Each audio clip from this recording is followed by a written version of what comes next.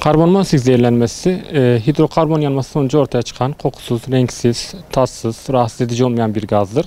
Özellikle kış aylarında çok sık rastladığımız bir zehirlenme türüdür. En fazla yangınlarda, kapalı otoparklarda egzoz gazlarından dolayı, derin kuyularda ve kömür ve doğal gaz ısıtıcılarından kaynaklı zehirlenebiliyoruz. Genel olarak bizler zehirlendiğimiz zaman zehirlendiğimizi fark etmiyoruz. Çünkü hatta toplumda buna derler, sessiz katil derler karbon monoksit zehirlenmesi için.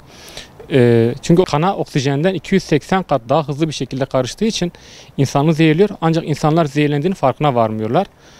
Tabii bu zehirlenmede en çok etkilenen organlar neler oluyor? Oksijene en fazla ihtiyacı olan organlar oluyor. İşte bunlar beyindir, kalptir. İnsanlar bu şekilde zehirleniyorlar.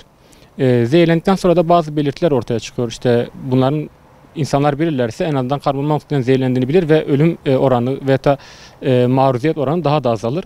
İşte en büyük belirtileri nelerdir? İşte aşırı yorgunluk, halsizlik, uyku hali, bulantı, kusma, grip belirtileri. Bunlar karbon monoksitten zehirlendiğimizin en büyük göstergeleri, en büyük belirtileri bunlardır. Peki bizler karbon monoksitten zehirlendiğimiz zaman veya da bir yakınımız, bir çevremizdeki bir insan zehirlendiği zaman ne yapmamız lazım? Burada en önemli yapacağımız şey kendi güvenliğimiz. Kendi güvenliğimiz olmadan bizler hiçbir şekilde hiçbir olaya kesinlikle ve kesinlikle müdahale etmiyoruz. Ki bunun en güzel örneklerini biz Bolu'daki yangın faciasında gördük. Kurtarmaya çalışan bazı vatandaşlarımızın da kendi güvenliklerine dikkat etmedikleri için hayatlarını kaybettiler. Yani buna şahit olduk maalesef. O yüzden ilk yapacağımız ve en önemli şey kendi güvenliğimiz. Bizim için çok çok önemli bir husustur bu.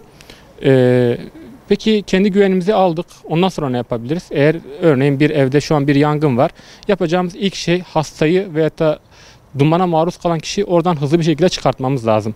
Bunun için de ne yapabiliriz? Mesela olay yerine eğer girmemiz gerekiyorsa veyahut da olay yerinde güvenli, yani rahat rahat girip çıkabileceğimizi düşünüyorsak ilk yapacağımız şey birkaç nefes birden alıp vermek. Ondan sonra bir bez alıp ıslatabiliriz. Islattıktan sonra ağız ve burnumuzu kapatıp olay yerine hızlıca girip hastayı hızlı şekilde alıp dışarı çıkartmamız lazım. Olay yerine fazla kalmamak gerekiyor. Çünkü kaldıkça karbon monoksite maruz kalacağız ve bunun sonucunda kendimiz de zehirleneceğiz. Ve ister istemez bu sefer bizde de ciddi sağlık sorunları, hatta ölümlere sebep olabilecek bir durumdur.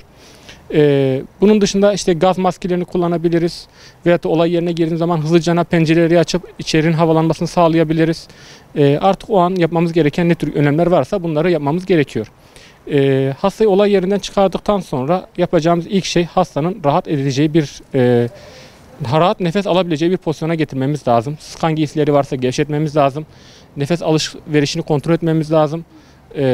Eğer nefes alıyorsa yarı oturur pozisyon. Hani bir kişinin en iyi ve en rahat nefes aldığı pozisyondur. Yarı oturur pozisyon verdiririz. Eğer hastanın bilinci yoksa, solunumu ve dolaşımı yoksa da temel yaşam desteğini uygulayıp en yakın hastaneye götürmemiz gerekiyor.